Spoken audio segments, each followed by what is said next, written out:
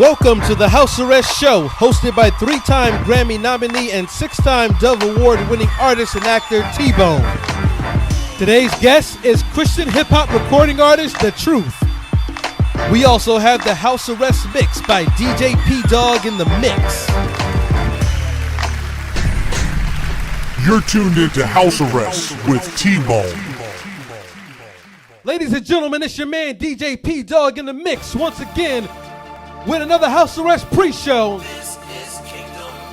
Today we got my man The Truth in the building. I hope you guys are ready. You ready? You ready? You ready to ride?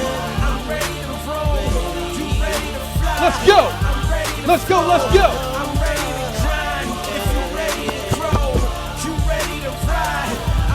Let's go. Let's go.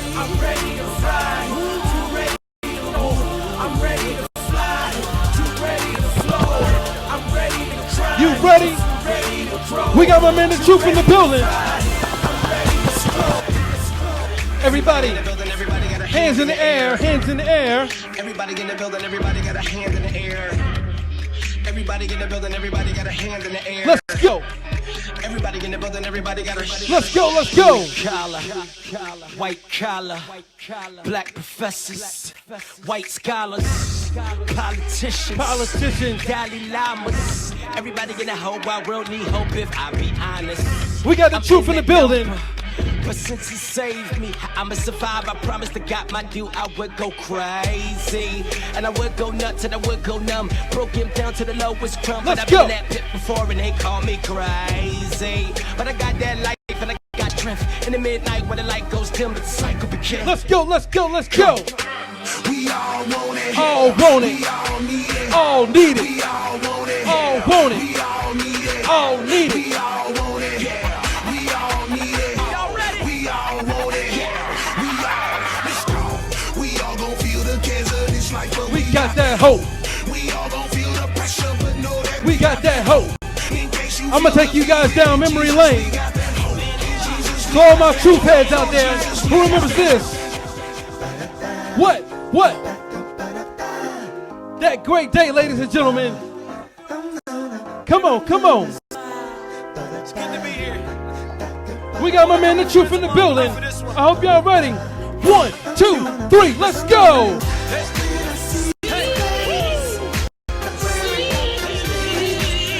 say well done.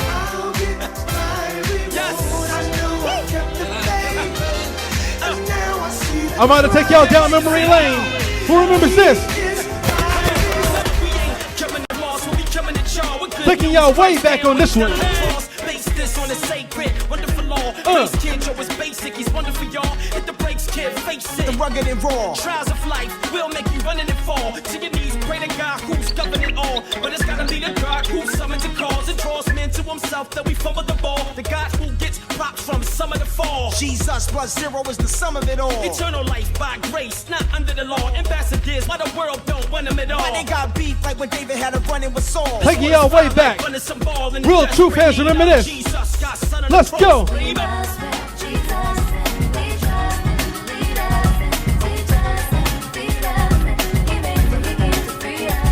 Come on.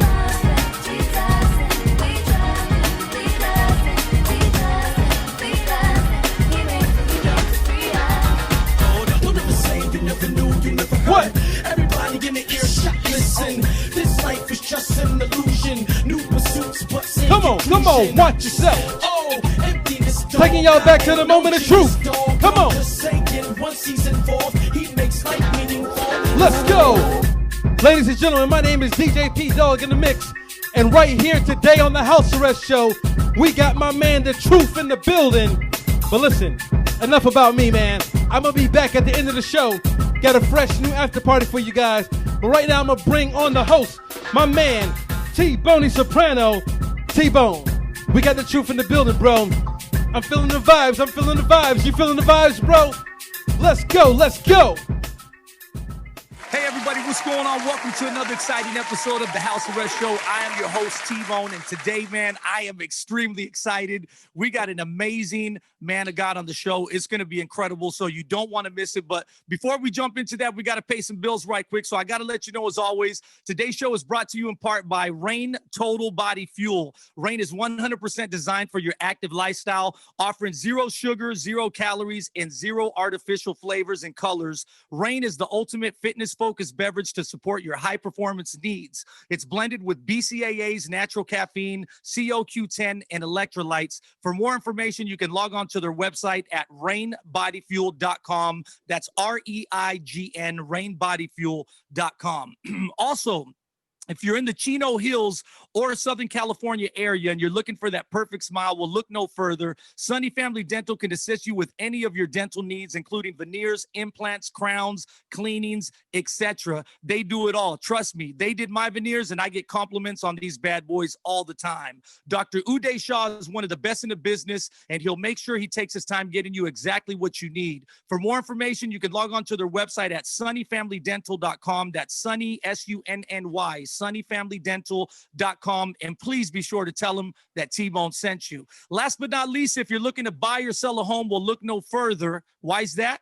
Because United Realty NM can take care of all your real estate needs. They can help you nationwide with their network of realtors. So for more information, log on to their website at unitedrealtynm.com. That NM, by the way, is for New Mexico. Again, that's unitedrealtynm.com. You can also follow them on Facebook and Instagram at United Realty NM. Now, we want to welcome all those tuning in all over the world, listening to the audio version of the show via Apple Podcasts, Spotify, iHeartRadio, Amazon, Deezer, Google Play, and the list goes on. As well as we want to welcome all those watching via Facebook, having watchbook parties. Those of you watching via YouTube, Instagram, and Twitch. If you're listening to the audio version of the show, please be sure to check us out on our YouTube page to catch the full video version of the show, which includes my man DJ P-Dog with the after party, where he'll be spinning on the 1 and 2s, all kinds of crazy music. You guys can follow us on all platforms by logging onto our website at www.thehousearrestshow.com. Now, I do want to remind you all that we are 100% listener supported. So if you want to find out how you can give and contribute to telling these stories and spreading the gospel the way we do by telling people's stories, you guys can check us out and write to us at info@thehousearrestshow.com. All right, man, now that we got all those things out the way, I am extremely excited today because we have an amazing guy. Like I said, this dude is just one of my favorite cats in the world. So let me break down the accolades real quick. Today's guest is a multiple Stellar Award winner, as well as a Grammy and Dove Award nominee. He's worked with artists such as Kirk Franklin and Lecrae, just to name a few. He's a graduate of the Philadelphia Biblical University and the Institute of Jewish Studies. Extremely smart man. He's currently helping build a youth group in a church at Northview Christian Church in Alabama, and you can catch him on his weekly podcast, Complicated-ish, with fellow gospel rapper Flame. Ladies and gentlemen, please welcome my good friend and one of CHH's most influential artists and greatest minds. Give it up for my dude,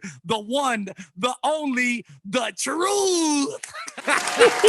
Hey, can I take you on tour just to do my introduction? My man, I'm ready. Whenever you want to go, I'm down like 4 flat tires, bro. My man, how you doing, brother? I'm great, bro. It's so good seeing you, man. You look amazing.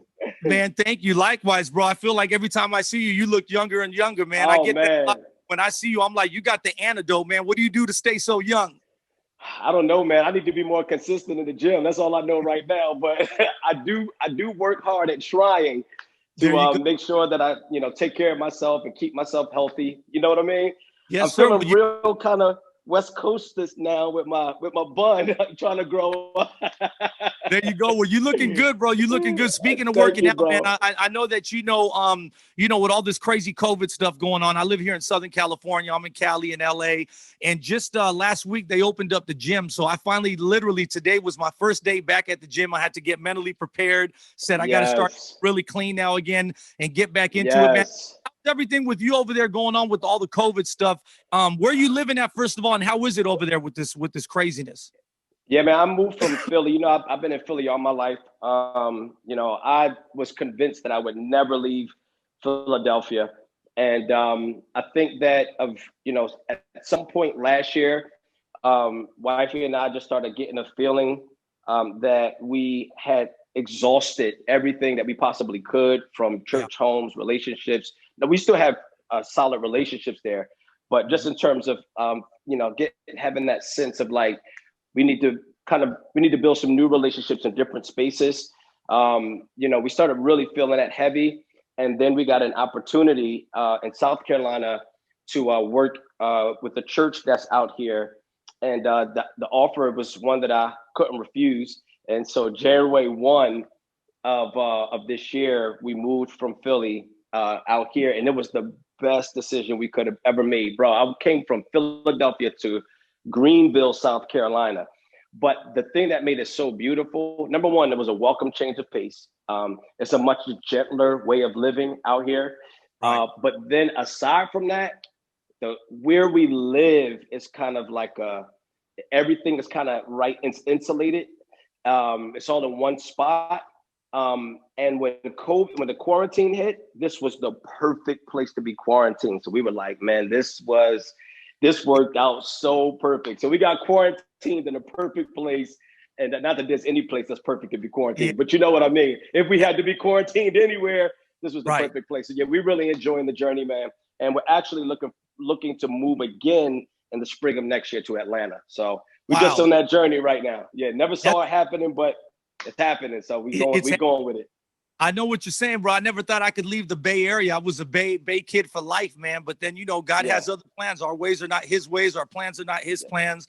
And I'm sure you moving out there, it's probably crazy because you're a Philly boy. Like you said, you're used to being in the inner city. It's crowded. It's very compact. It's a lot like San Francisco, where I'm from. And now going out to North Carolina, it's much more spread apart. And like you're saying, a lot easier to social distance from people, right? Yes, it is, bro. It is. It's easier.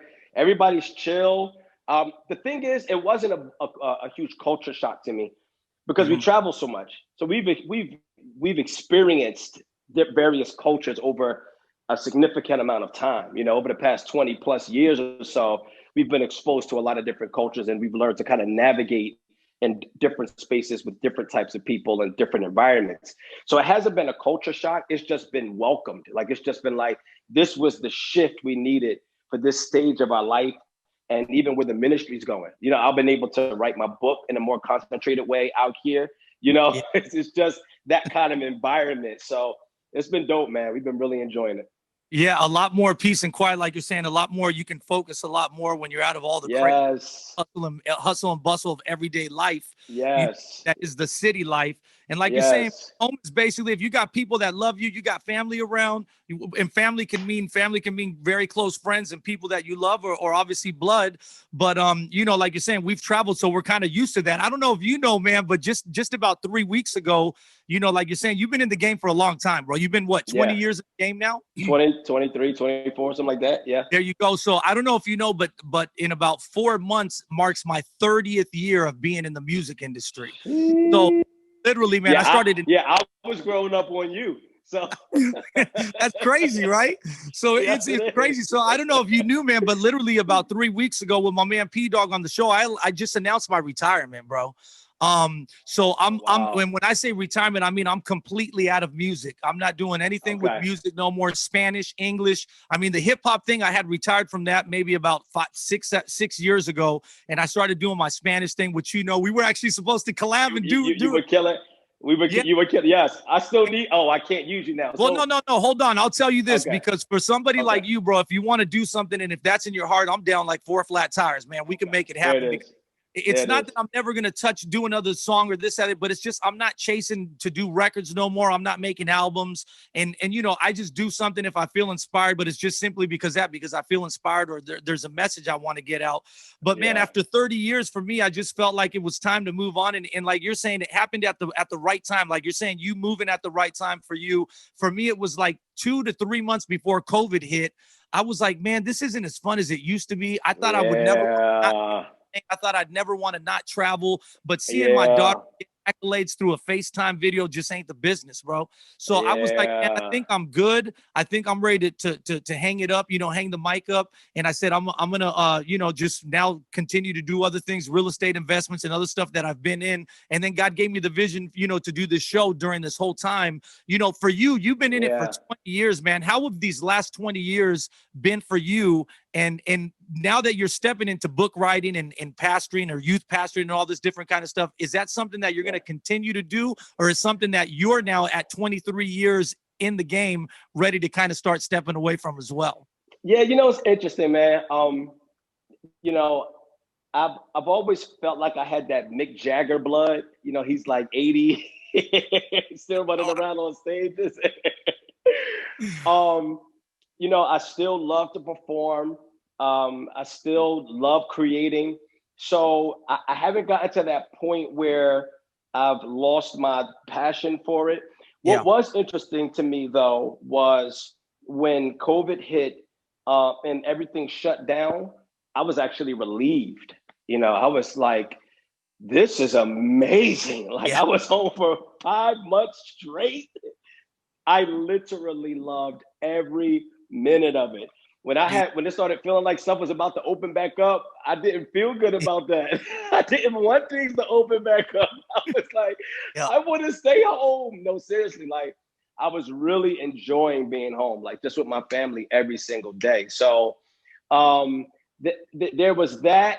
So, and I didn't have that itch, but I still do love it the same. So you know what I mean? So I wasn't rushing to get back. But it's not because the passion is not still there. The excitement is not still there, but the passion is still there for me. So maybe, 30 years in? So maybe 6 more years from now, I'll be where you are. I'm still loving it. Yeah, it's interesting because it's like when I was right about where you are 36 years in, I was like, man, I'm gonna do this till I'm 60. I'm 47 years old. You know what I mean? And I was like, man, and now I'm doing Spanish and I'm singing. You can sing a lot longer than you can rhyme. Forever. Yeah. With the rhyming, I felt like, like Jay-Z said, he said, that's a young man's sport. So I was like, it's true. I'm not rocking all the same clothes. I don't even know the slang they're talking these days. But yeah, at that point I was still kind of like still grinding and in it and excited. And especially it was crazy because it was like God was taking me to a whole different level with the Spanish stuff. But all of a sudden there was just a shift because people don't understand, bro, it's like people don't understand how much an artist has to work. Once you've got to a certain level in your career, they don't understand, they think our lives are easy and they don't see how long you have to be away from your family. It's a sacrifice, man. People don't see that, right? Yeah, that's what I'm saying. I loved that because I feel like I haven't had that in forever. Like I was literally, I remember recently, I was literally gone from January 1st to the end of March.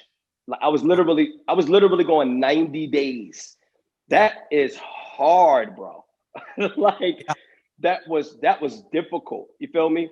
My daughter, and it was really difficult to watch my daughter on the phone crying. Like, Daddy, when am I going to see? Almost, I felt like a deadbeat. Like, yes, you know what I'm saying? Like, wait. It's crazy. My wife was breaking down. My daughter was crying, and so to your point, it really does. First of all, you have to have the right wife to really do this, right? And then, secondly, it does take a lot. But here's what we're not saying. What I'm not saying is that, I'm willing to sacrifice my family on the altar of my ambitions. That's that's never been me, thankfully. You feel me? Like I will shut it all the way down, bro, before, you know what I'm saying? Yeah. Before, and I know like somebody the other day was on a family talk radio show and they were talking about, they said, we live in a time where everybody is kind of, what's what I'm looking for? Lauding the man. So they're lauding the businessman. You see what I'm saying? They're that. That's the but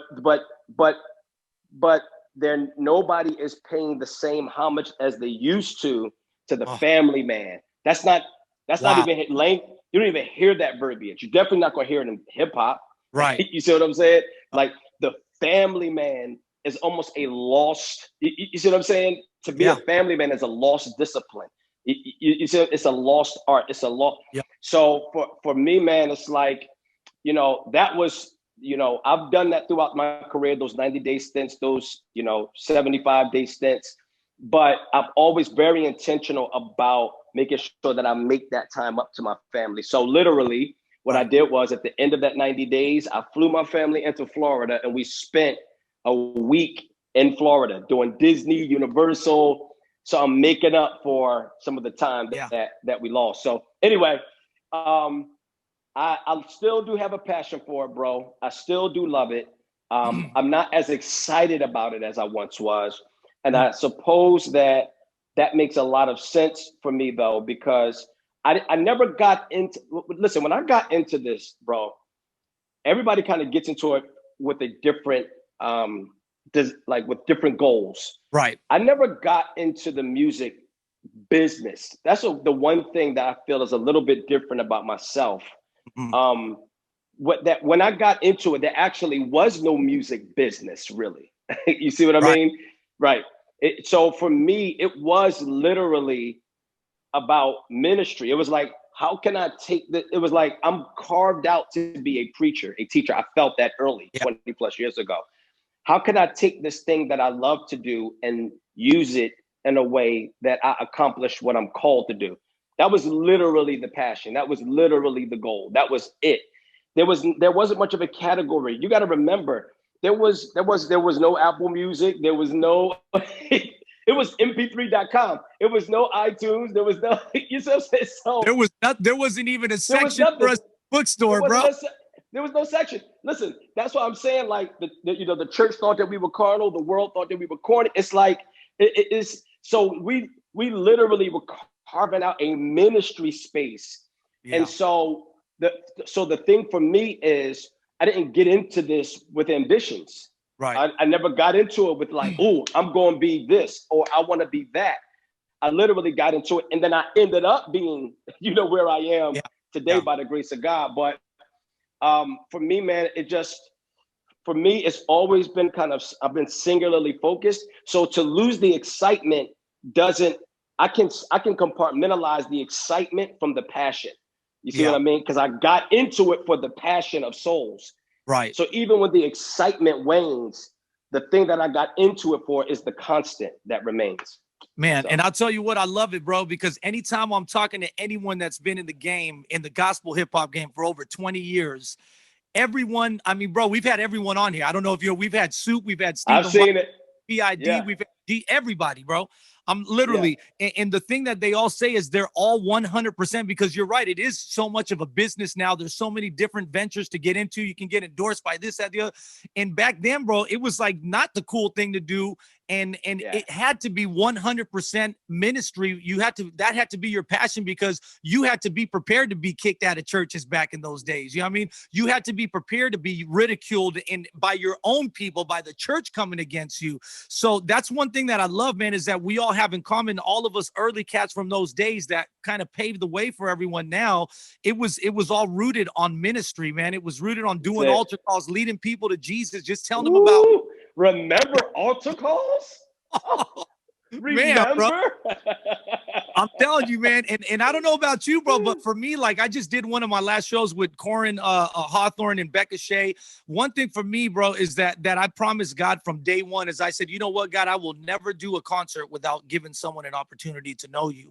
So even, and I shared that, I said, this may be one of my last shows. I said, and I'm going to end it the way I started. I mean, throughout all these 30 years, I never stopped giving an altar call and preaching Christ crucified and giving people an opportunity to know, because I feel like that's something that's missing. We were going to go a different direction, but we here now, and the thing is, I feel like it's really missing, because now it's become so much entertainment. And it's not just hip hop. If we go even to a worship thing, or to a CCM concert, it's like this beautiful music, great lighting, great show. And they sing it and they talk about God, but then there's no invitation at the end. And so to me, I've always thought about that. Like, man, if you have 3,000 or 5,000 or 50,000 people there, I've always looked at it like that's a sea of people that are floating in the ocean. And we have this life that we could throw out, but it's almost like saying, nah, they can swim. It's all good. Hey, good night, guys. We love you. We're out, and so that I love about all the early, even the early preachers, bro. You're a guy that studied it all. They preached fire and brimstone. They preached heaven and they preached hell. Yeah. Wants to preach a pretty message, man. What do you feel about that? What do you feel that the state of Christian hip hop is in? Because we've had guys like, the Social Club Misfits on, the newer cats. We had Dayton, who, by the way, says you were one of the biggest inspirations in his life, man. What do you feel about the state of Christian hip hop? Because Dayton said, he feels like maybe God may be removing his hand from it. He feels like his hand's not on it the way it was. And I'm curious to know what you think about, where it's at right now, the state of it. Yeah, interesting to hear Dayton say that, because I see God as preserving it with God over money. Wow. That's the interesting thing. Yeah, I actually see God using the very people who think that God is taking his hand off of it in order to preserve it for as long as it will stay. Yeah, I believe that there's a remnant of people that God is KB, the God over money guys, Social Club, Brian Trejo. Brian Trejo, yeah, like God has graced them to kind of be the salt and preserve this thing that we've called Christian hip hop. In terms of the state of it, I think it's an interesting space. I think what happened was we went through an identity crisis, right? Yeah. And one of the things that I talk a lot about is, I don't talk about it as much anymore, but I used to talk a lot about how it's really common for the people of God to take the thing that God starts and kind of look for ways to finish it out, right? That's just a common thing, that whether you're a preacher or what Paul the Apostle said, do not seek to perfect in the flesh the work that God began in the spirit, right? And now the context there is obviously people who are looking to merit some sort of salvation or favor with God by virtue of baptism or just kind of external traditions, etc. But I think in principle that concept applies across the board, that something in us looks to basically, when God begins a work, we take what we think he did and then we try to build a formula around it to kind of finish it out. And what ends up happening is once we take the wheel, we end up crashing. I think that's what we've seen, right? Yeah. So for me, man, I've watched Christian hip hop do this. I've watched Christian hip hop, start God's way and then say, I got it from here. You see what I mean? That's what they were doing. That's what the Galatian church was doing. Church of Galatia said, God saved us, but we're going to get circumcised from here. God saved us, but we're going to keep the law from here. God saved, you see what I mean? That's just a natural thing. So I think that's the kind of the and then on top of that, the world started liking us. Right. And so I think that because we came in hated, persecuted, they thought we were corny, etc. And at some point, people started liking us, and we didn't realize how much we were longing for that affirmation, and we didn't realize how much that affirmation of the secular meant to us. You know what I'm saying? Yeah. So then we looked to kind of do whatever we thought was necessary to hold on to their approval. And that put us in a bad space. So we kind of had a lot of things working against us. As a consequence, we went through an identity crisis.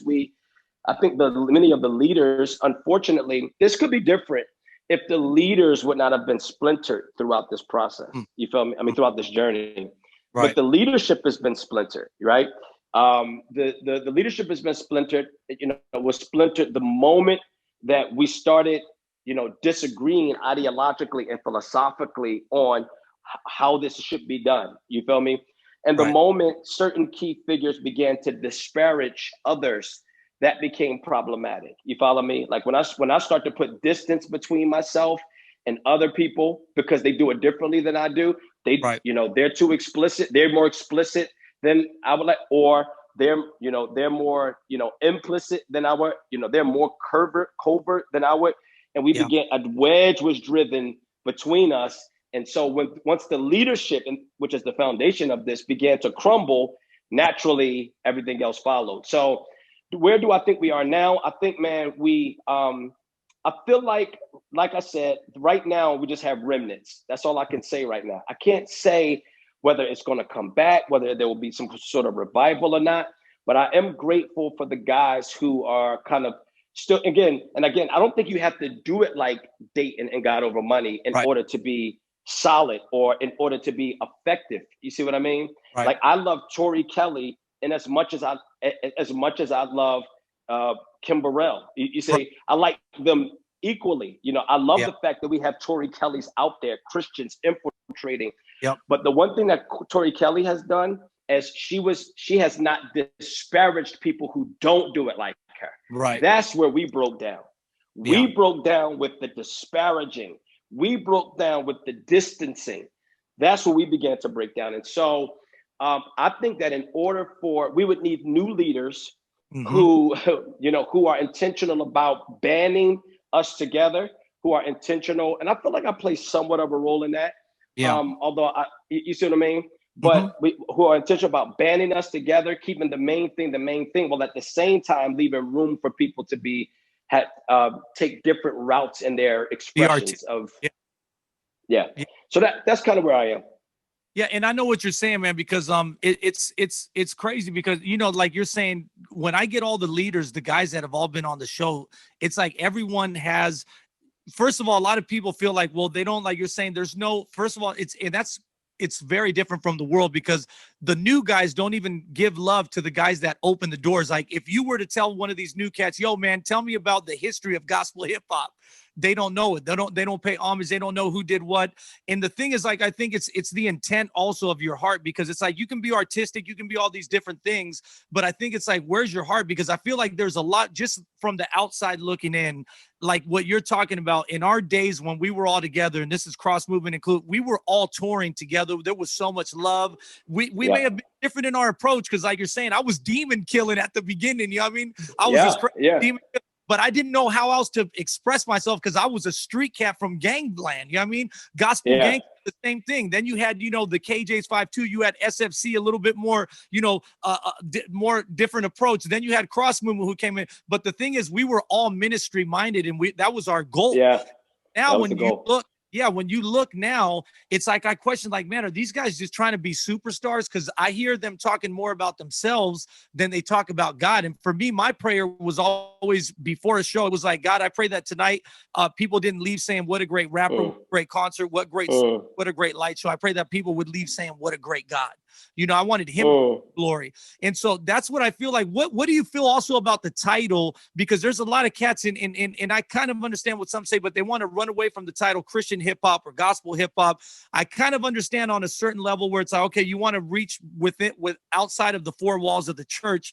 But at the same time, you know, you are what you are. If people hear you preaching the gospel, they're going to label you a Christian rapper. You know what I mean? And so we're trying to run from that. And then what is it? Are we trying to hide ourselves from not being called a Christian? Because for me, it was always saying, you know, I'm about bringing the crossover, but bringing the cross over. You know what I'm saying? Bringing the cross. Yeah. And so my goal was never to get crowds so that I could say, look what I'm doing. I'm so huge. My goal was to get more people to come so I could point people to Jesus. So what do you feel about that issue in particular? I wanted to ask you, you know, what people that say, well, we don't want the title. We don't want to be called Christian rapper. We don't want to be called gospel rapper. You know, what do you think about that? Yeah, well, I think that it depends on why. That's important. And then I think that before we're anything else, it really just depends on how we characterize ourselves, right? To your point, the suffix IAN literally means to belong to the party of. That's what that suffix means. Okay. So if I'm a Philadelphian, you know, or South Carolinian, it literally just means that I belong to that city. Or I belong to that party. So the Bible talked about the Herodians. They belong to the party of the Herod. And so to your point, the Christians did not identify themselves as such, right? They were classified as the way. You follow me? But this was something, to your point, that came from the outside, right? And a label that was placed on them. But to be Christian literally meant to belong to the party of Christ. That's all it meant. Like, that was common. That was not in other words, I'm just identifying myself with a very specific group of people. You feel me? Right. And so I think that it starts with, for us, it has to start with how we identify ourselves. I identify myself as a Christian first. And the reason why is not because I think that there's some piety in doing that. Right. The reason why is because I am convinced that the whole of life must be informed by my Christian worldview. You see what I mean? So the beautiful thing about that is I can move in any arena and that still be true. If I'm in politics, I can move as a politician. I don't have to talk about Jesus explicitly. Good, yeah. But I have to, right? But the policies that I get behind, the laws that I pass in order to affect change, they have to be informed by my Christianity. You see what I'm saying? Like, the Christian worldview has to come to bear on my politics. Mm-hmm. Or if you follow me, if I work in Popeyes, my Christian worldview, if I'm a Christian first, then my Christianity and my Christian worldview informs what I do when somebody overpays me. You see what I'm saying? Yeah. And so I think that this is the same should be true in every context. So when it comes to hip hop, if my Christian worldview is informing and shaping my hip hop, that means, and if I'm Christian first, that means I actually do not have there's no space for me to be self-aggrandizing, right? Yeah. Because my Christianity tells me there's no room for that here. Paul the Apostles, no flesh boast in your presence. Right. Let another man praise you. Proverbs 18, I think. Not of your own mouth, a stranger, not of your own lips. Jeremiah, what does he say? Let not the wise boast in their wisdom, or the strong boast in their strength, or the rich boast in their riches. If any man boast in anything, let him boast in this, that he knows and understands the Lord, who executes righteousness, judgment, and loving kindness. And so if my Christianity and my Christian worldview is informing my hip hop, you see what I'm saying? Naturally, what's going to exude from me or emanate from me in my music are Christian. It's going to have Christian undertones at the very least. Right. You see what I'm saying? 100%. Go ahead. I think when you were talking about there being a separation, I feel like that was part of the beginning of the separation, that cats were like, we don't want to be called that no more. We don't want to be affiliated with that. That's cool for you guys, but we're doing this over here, and they're getting more secular recognition. And pretty soon their songs start sounding less about Jesus. Their walk starts looking less about Jesus. You know, and so my whole thing is, if we dress like the world, if we look like the world, if we talk like the world, if we act like the world, then what's the difference between a gospel rapper and a secular rapper? There has to be a difference. You know what I mean? And that's why if we all look the same, then, you know, one of us ain't needed. You feel me? And so the world, I feel like those guys, I've been around all these secular cats for years. They're the ones that look to us and like, man, I like that, because when the world sees something different, they're like, man, there's something different about this guy. There's something different about the way he reacts. Like you're saying, being that Christian that you don't have to talk it, but your life, there's difference in the way that he acts to this situation. There's a difference in he acts the way when he's around girls. There's a difference in the way that he acts with his, you know, the words that he's speaking. And I feel like they started trying to say, man, I don't want to be affiliated with that.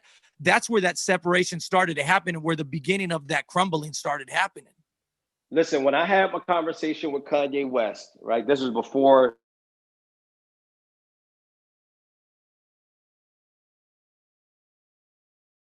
Okay. Listen, the first statement out of my mouth was, "What's up, bro?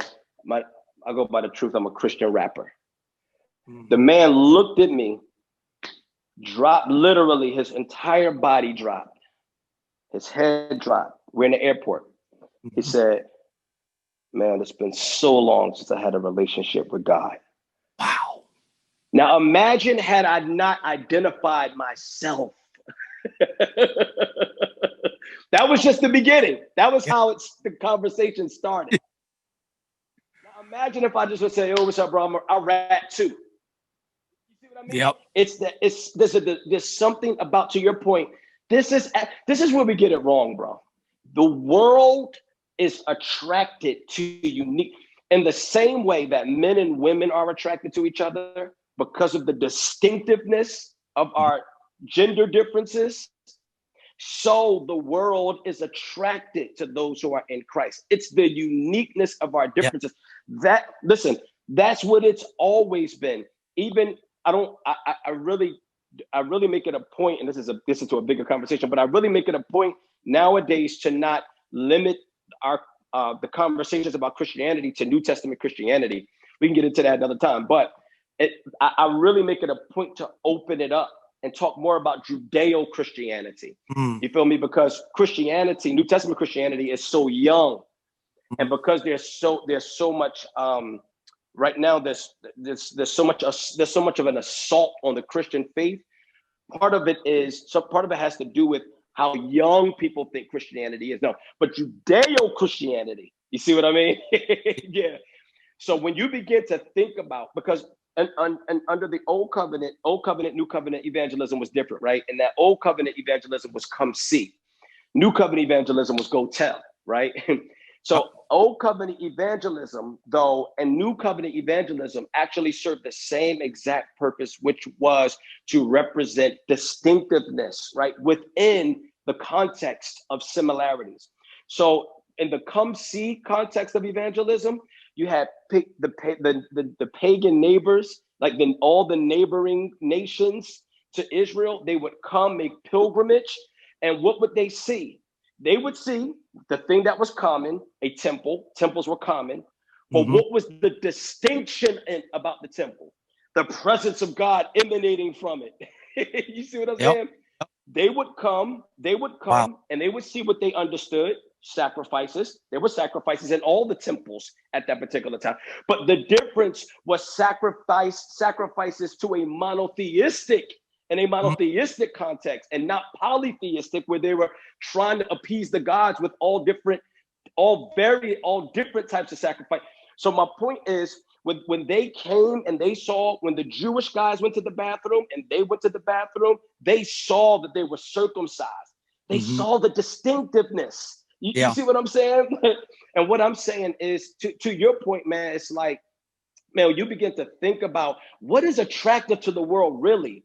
Are they really attracted to sameness? They're actually turned off by sameness.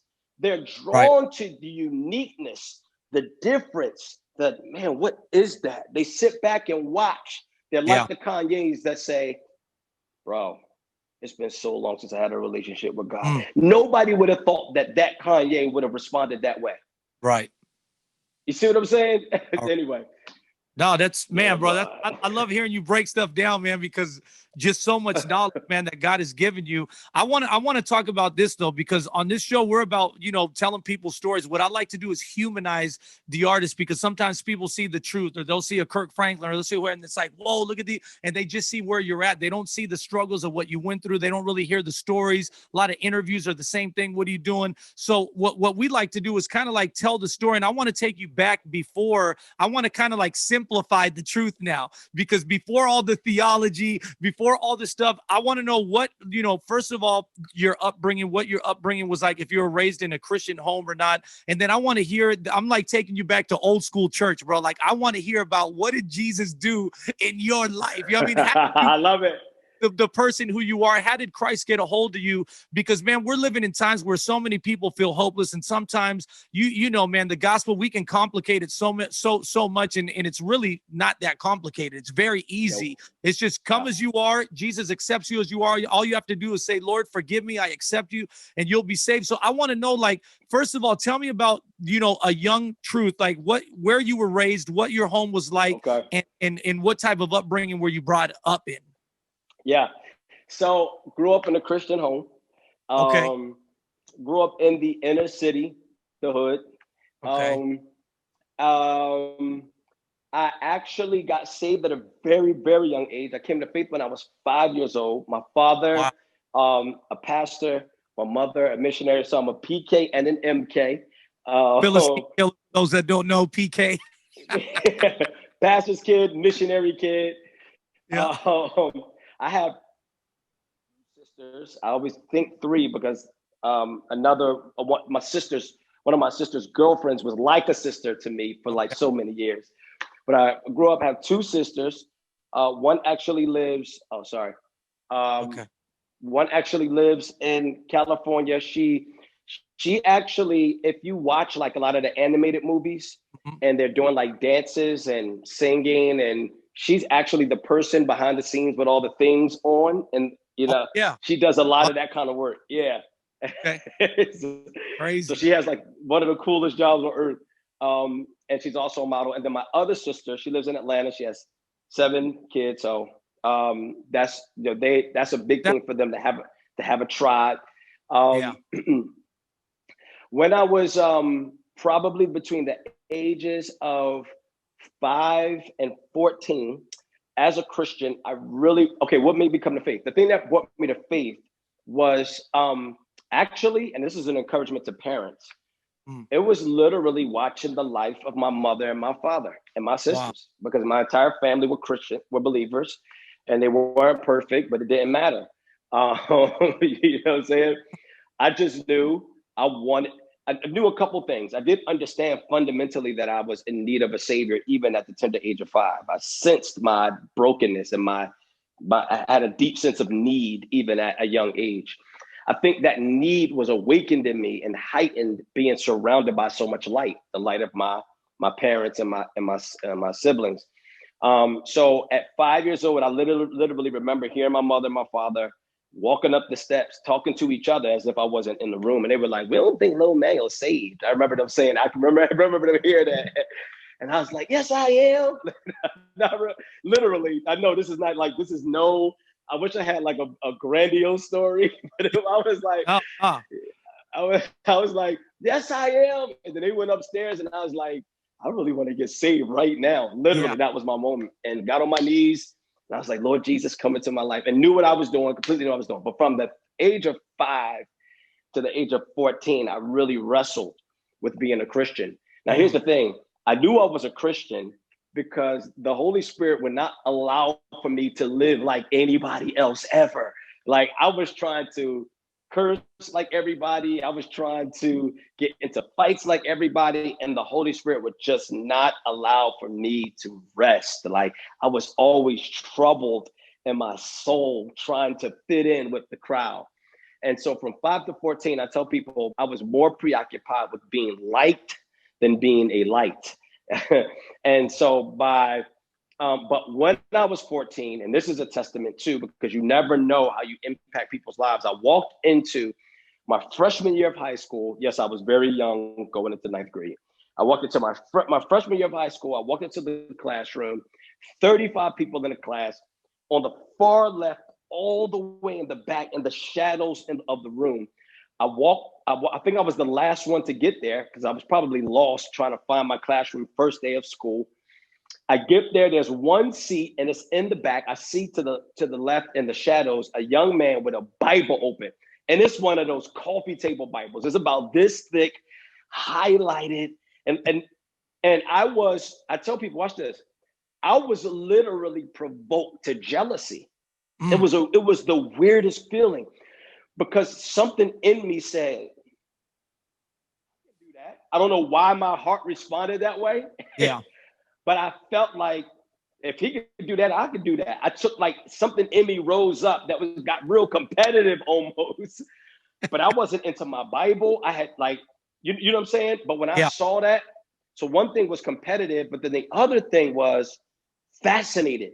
I was fascinated by the fact that this young kid, 14, 15 years old, was bold enough to have his grandmama's Bible wide open on the desk, first day of school. Wow. In the hood.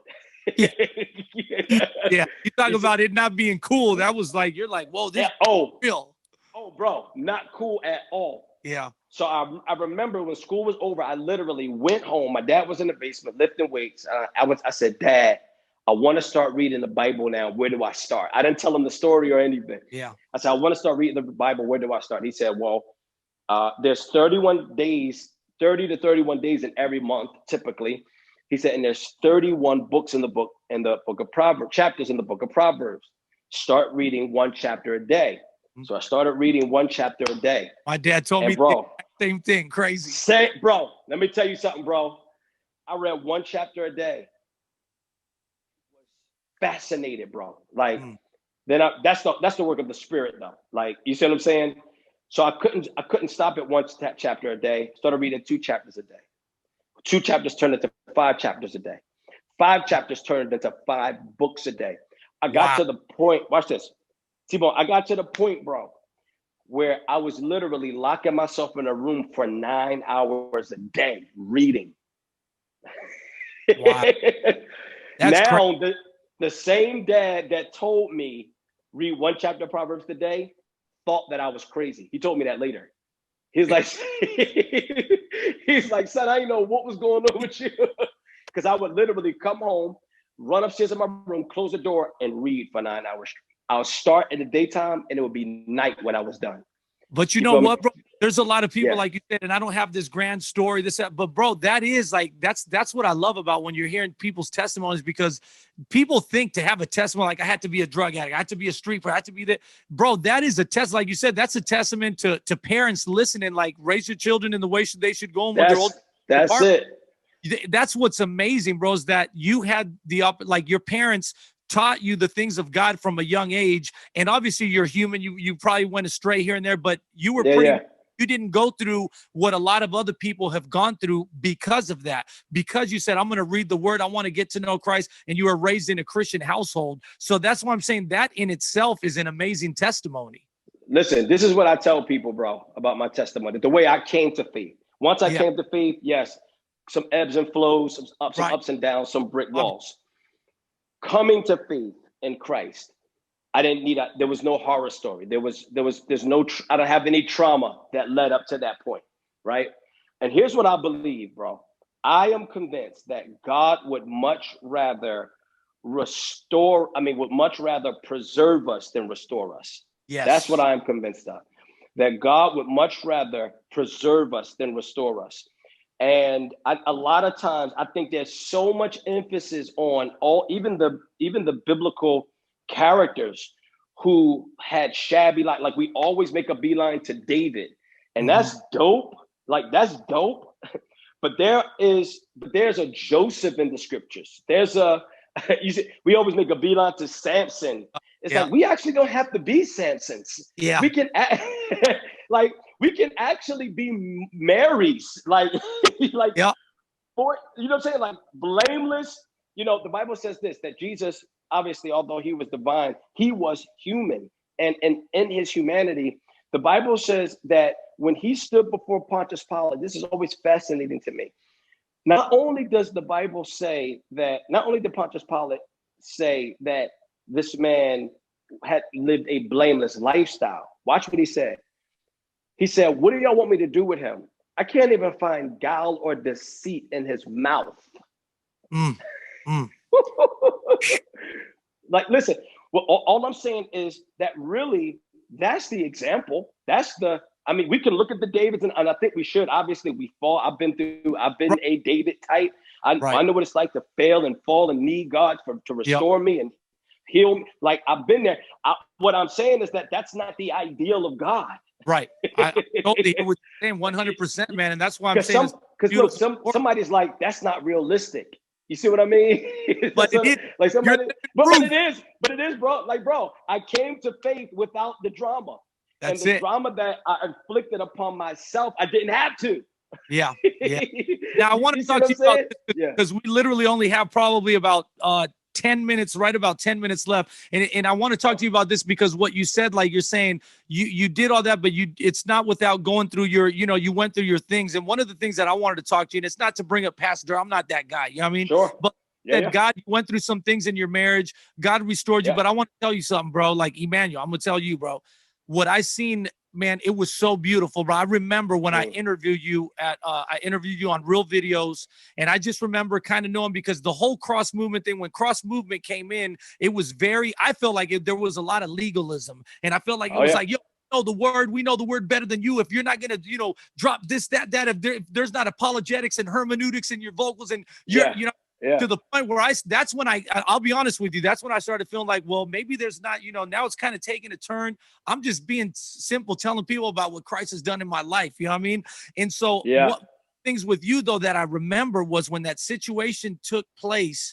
I just remember when I interviewed you, I remember I almost cried, bro. I was like, man, God had changed your heart. And I even said, man, you've learned what grace is now. Before, you didn't know what grace was. It was just more, you were coming with the knowledge and coming with the rod. And it was like, once that happened, you were able to experience grace. And I even remember hearing, like, there's a song that I love from you, bro, which is the song that you did that's called What About? You know what I mean? With Christian Grey. And it was yeah. You're talking about all the legalism. There's a line that says, somebody tell me what the difference is between the Christian and the Muslim if we can't settle our differences, And there's so many times, man. I was just talking with my pastor last night. He was like, yo, man, we want to start a church in San Diego. We got about 28,000 members. It's a big church. He goes, but there's a small church over there that has the same name. And, the last time we kind of did that, they were like, they sent attorneys to us like, yo, this is our name. You can't come into our territory. And I was saying, man, it's like gangs, it's like the church should be called one name, so there is no bigger, But can you speak in a few minutes about that, about how God changed your life? Because I want to share a real quick story. I had a friend that he was a theologian. We did a concert. He would travel with me. He was this real deep guy in the word. And I remember that we had finished the concert. We walked into this restaurant, and there was this guy sitting there with a commentary. And he looks and he goes, what are you reading there? And I knew already, like, this guy wants to start on this. Where he's going. He wants to go. Like, hey, man, dude, you do your thing. I'm going to go over here. We're going to eat. We're going to live in peace. So these guys start going at it. They're arguing. While that's going on, there's a guy that walks in, and he walks up and he's like, yo, are you T-Bone? And I'm like, yeah. And he starts crying and he goes, man, bro, I grew up listening to your music and I used to be a Christian, bro. He goes, I'm backslidden. He goes, I'm on drugs. You could tell he was in the streets, man. He's like, I've been gangbanging. I've been hustling, doing this, man. And man, I remember those days, and I just want to get back to knowing Jesus again, but I don't know how. And so I remember we sat there, we shared God's love with him. I wrapped my arms around him. I prayed for him to rededicate his life. God changed, completely restored his life. He said the prayer. Then next thing you know, we're like, okay, cool. He leaves, and I come back to these two guys, and I'm like, hey, man, what have you guys accomplished? You guys are still arguing over the same thing, and has your view changed? No. And he's like, no. I said, well, while that was going on, you guys didn't even notice that there was a lost soul here that needed to hear the gospel, because you guys are so caught up arguing. And I know, again, obviously, bro, there's that's an anointing that you have, and that's needed. But my point is, there's some of these guys that don't understand grace. They don't understand just simply loving on people. It's not always about my point is right and your point is wrong. And I feel that God really changed that in you when all that happened. You really experienced grace and began to give grace. Absolutely. Yeah, I was prior to my fall, I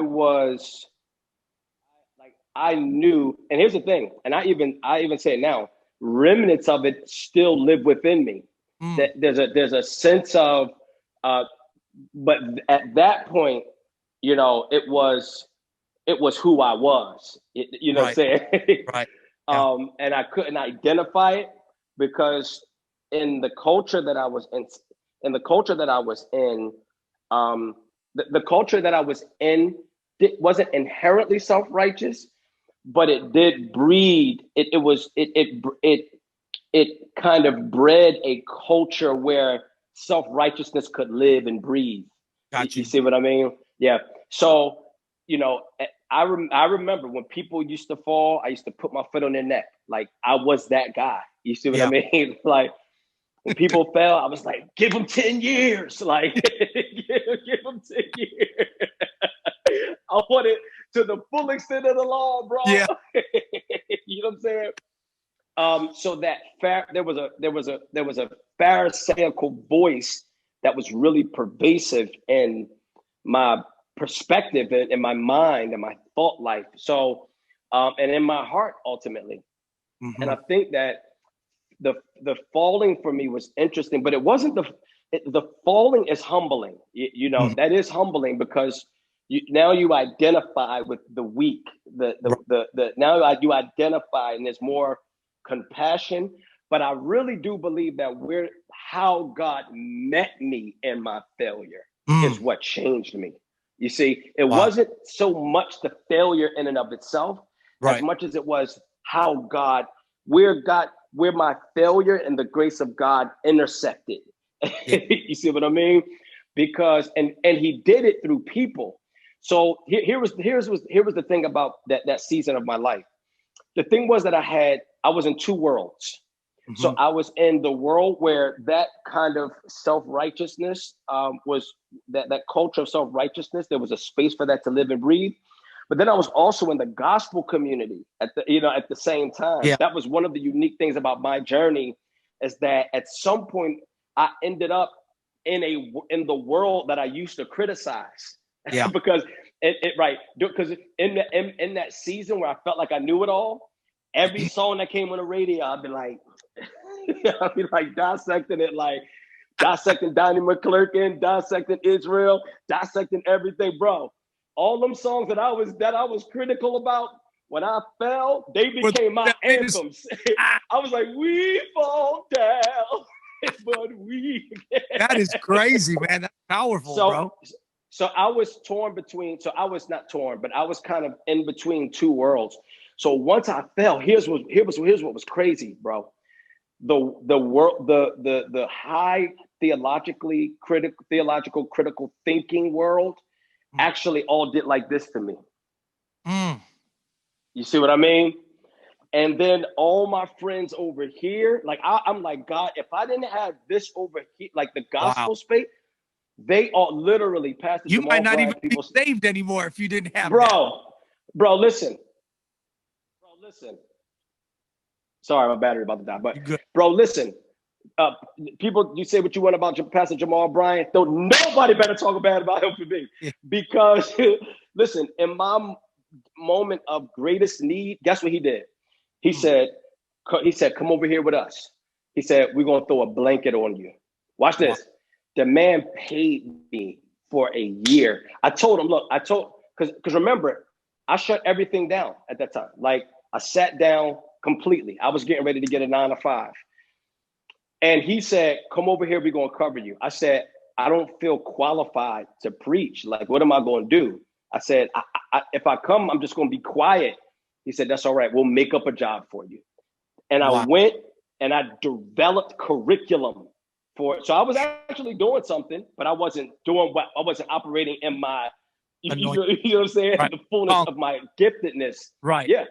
So I was drafting up curriculums. I was doing some like leadership training, all behind the scenes stuff. I was in houses and people's basements, with the whiteboard, you know what I'm saying? Walking them through, you know what I'm saying? Like completely off the radar. He paid me for a year, bro. What that showed me between him, CC Winans, and brother Alvin, her husband, and just like a host of others, bro. What that showed me was, this feels like the heart of God. This feels like the mind of God, but this feels like his heart. Yeah. And what happened to me was I said, that was the moment that I realized the intention of God is that the two be integrated. Yeah. Yep. You see what I mean? and so that's what's happened. That's what's happened. Yeah, go ahead. In me. What's happened in me is that there's been more of an integration of both head and heart. 100. That's how I see you, man. 100%, bro. Yeah. I want to tell you, man, we like, I see your posts, bro. Like, I already know you're destined to be a pastor, man. Like, God, you have that anointing, you have that calling. I could just see it all over your life, man. And I just want to tell you, bro, I'm grateful for everything that you've done, what you continue to do, for you being so transparent, open in your heart. We're pretty much almost out of time here, but I want to have you back, man, because there's so many other things I want to touch. So many, bro. Let's go. Yeah, exactly, man. And seriously, bro, but I do want to tell you, man, from one pioneer to another, man, like I really appreciate appreciate what you've done. Just seeing your walk, seeing the doors that you've opened, how many you've carried the torch. When we left, you were one of the guys that continued to carry the torch, and now you still can, but we passing it on to other guys that are going to another level, but God's still using you, man. So I'm excited, man. Your music still ministers to me. So, man, I appreciate you. Listen, man, before we go, we got to jump into the House Arrest 10. So hold up one second. Let's do this with my man Truth right now here, y'all. This right here is the House Arrest 10. House Arrest, top 10. Okay, here we go, man. We're going to break it down. Number one, this or that. Jay-Z, because I know you're a big Jay-Z fan. Jay-Z. You already know. Or Kanye West? Jay? Jay. Okay, I'm a little Jay, surprised. not yay. Okay, there you go. Jay, not yay. Number two, Yo MTV Raps or Rap City? Yo MTV Raps. Okay. Number three, I'm trying to give you some tough ones. Would you rather go a month with no car or a month with no internet? You gonna be stuck at home or no car? I can walk. I can walk as long as I can get online. There you go. Number four, I got to ask a guy that's got a deep intellectual, man. Here we go. Albert Einstein or Isaac Newton? Ooh, Einstein. Okay. Number five, when you walking around, what do you prefer, some Jordans or Yeezys?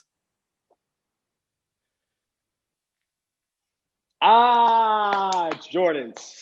I was hoping to give you some tough Jordan ones. C's. Jordan C's. Can I mix them? Number six, would you rather be born in the future? Now think about this, born in the future or in the past? Future. I like that. Number seven, music or podcasts? I know this one was going to be tough for you. You Zodcast? You can only pick one. Oh, I don't like this one.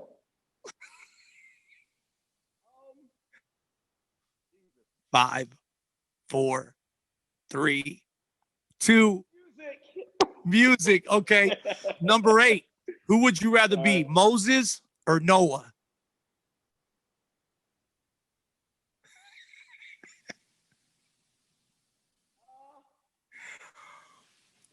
Moses. Okay. I try to pick some tough ones that would go make you. Number 9, you're a Philly cat. So when you're in Philadelphia, what is the best place to go get some Philly cheesesteaks? Is it Pat's or is it Geno's? Neither. Give me one of those if you got those two to pick from. Geno's. Geno's, but what is the best place? What is the best place? Ishka Bibbles is my spot. Okay, there we go. Bibbles. And number 10, here we go, y'all. From one to another, this is a guy that studies the word. John Piper or John Stott? Stop today. I'll go with stop today. Okay. Hey, man, listen, bro, I want to thank you so much for coming on, spending some time with us, man, taking time out of your busy schedule, bro. We hope it's not the last time. But, bro, like I said, I love you. I just appreciate your heart, everything that Mutual, bro. Thank you, my man. Continue to do what you do. Likewise, bro, whenever you're ready to drop down that Spanish joint, I'm ready, bro. I'm down like 4 flat tires, man. Let's make it crack. You got to do it. Oh, man. Hey, bro, I love you. Thanks so much, man. Love you too, brother. Thank you, man. We'll see you next time, brother. Yep. God bless you, my dude. Peace.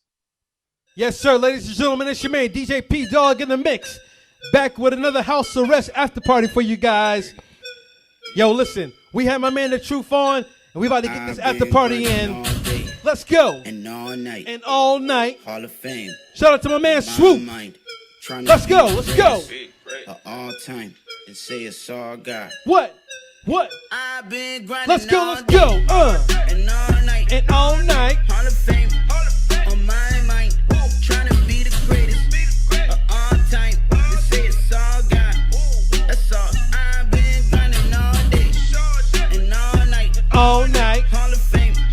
On my mind. Trying to be the greatest of all time. My man Swoop.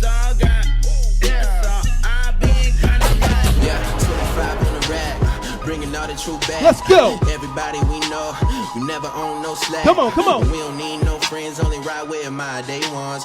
Jesus, my main one, and I've been. Shout out to my man Aaron Cole. Now, trying to make it through. Yeah, my team, we the strongest now. Different kind of crew. Everybody know I'm on it now. Your boy is making moves. Got me on the side, so you know we never lose, never lose. Every day a miracle. So What? you know I gotta work when I'm taking advantage. I'm talking on another level. Talking fast, talking strong like I'm speaking in Spanish. Steph Curry, we don't see show. Going for the ship and we 3-0. Get DeAndre at the free throw and I wish you would. Home Depot. Let's go, let's go. I just gotta do what I gotta do, yeah. My man Aaron Cole, Derek Minor. Make sure you guys subscribe to the House Arrest After Party playlist on Spotify. Let's go. You can hear the full songs there. I got you guys covered. TK Lee, Chris Lee Cobbins, what's up? Hey, hey, hey.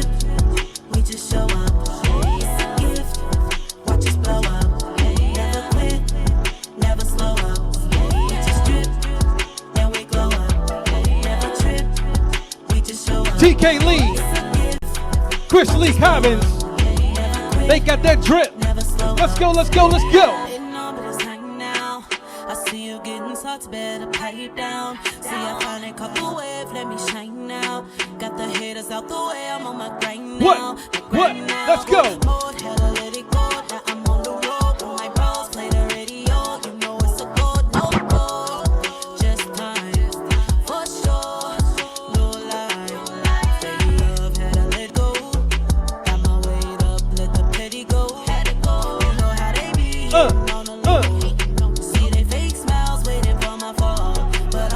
Got that drip.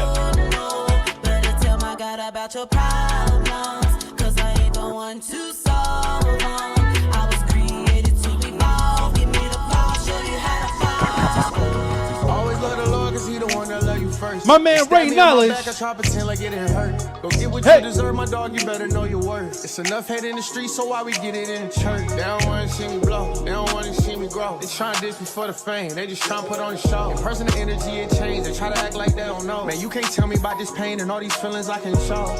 Hey. No matter how they treat me, I'm still a real one. Sometimes it feel like you lost, but no, you still won. Make sure you guys check out the House Arrest After Party on Spotify. I can never fold, I'm a real one. Keep applying pressure to the inside. I hold it down for you. I can see the crown on you. I've been, Hey, hey, I've been, hey, hey, I've been. Ladies and gentlemen, we got one day on deck. Come on, holding it down for the ladies. I get it poppin', you know that it's lit. Just getting started, they know in the quit. I get to talking, they notice the flow. Keep it real holy, I got 'em like whoa. Spirit is on me, you know it's no cap. My God, he got me, you know that's a threat. I'm about that action, I do this with passion. I got 'em like whoa, who is she? Huh? Whoa. Who you know been like this? I've been chillin', y'all forgot that I can spit like this. Come on. Every record know I'm get hits like this. Keep it honest, you know homie, 116 that click. Huh? Who you know the flow like this? But they always got the load up in the mix, no bitch. Rapping, don't forget about the gold, don't miss. I ain't doing this to me, it's about the souls, that's it. Yeah, I keep it real, Holly, been rapping since Tony. At lunch, she was hitting them flows. Your girl about her business, I got bills to pay, so go stack up your best for the show. Remember them people that told me that I would be nothing, no boys, you wrong. They sing my song, that L turn to B, what it twist like it's Louis Vuitton. I came to make one thing clear. I'm here to take us up higher like Lear. This make a break. If I stop now, I die. We got my man Fern. Too much at stake. This is my year. I will never stop. Gotta keep Jimmy moving, Rock. steer past anything getting in my way. Rap What's game has up? lanes I consider a highway. Like Won't stop. Like the flows in the ice tray. Got Let's two go. hard war made a life change. Not really up. What's really good? Life's great. Now we make them dance. So the facts no man say. Never no cap in my rap for the man say. I just get my life. God die for mine. Means everything for me more than dollar sign. DJ Jimmy Rock hit me to lace this and I replied. How could I Jimmy not Rock, bring what's the vibe up? before the drop? Welcome to the After Party, ladies and gentlemen. I got the full songs on the House Arrest After Party Spotify playlist. Make sure you guys go get it. Let's go. Won't stop. 1, 2, 3, go.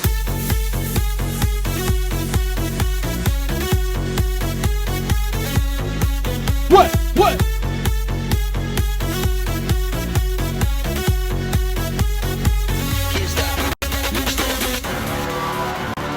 What's happening with it, y'all? It's your boy Tadashi, man, and I'm hanging with my boy DJ P-Dog in the mix. Keep it locked. Hey.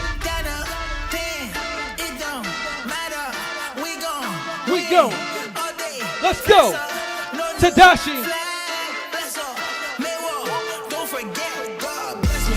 Hey. Hey. Woo. I got too excited. Let's go. What? Jumped out the wheel. Feeling so wavy. Yeah, we never quit. Hands to the sky, I'm like, mama, we made it. What? Same with it, that's every day. Got hit with death, that's a heavyweight. He got up, told me to tell it straight. Peace prep, I'm trying to educate. Tell him no risk. God got a life and I'm hoping to live it. Hopping out driven. Came with the sauce and these haters forgiven. No cowards. Me and my dogs came here to devour. This ours. Let's go. I got an army, but trust in his power, yeah. My man Tadashi. What? Hey. What?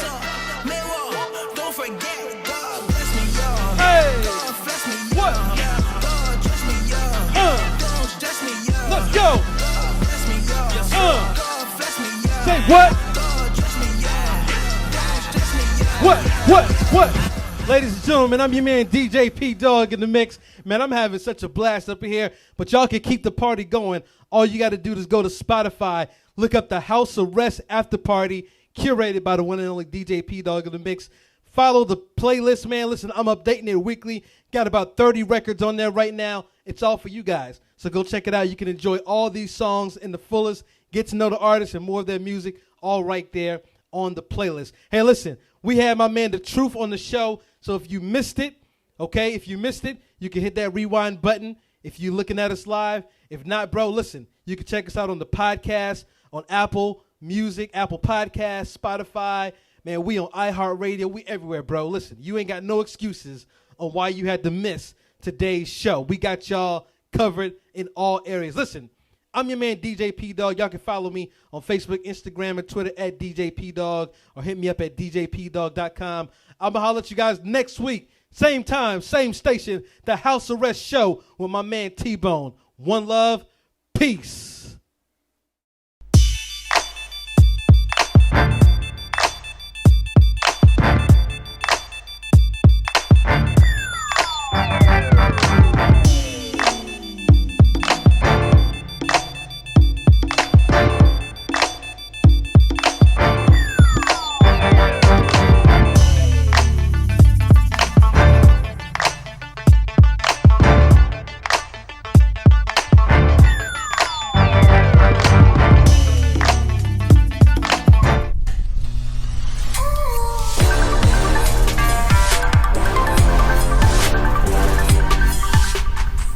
House Arrest with T-Bone.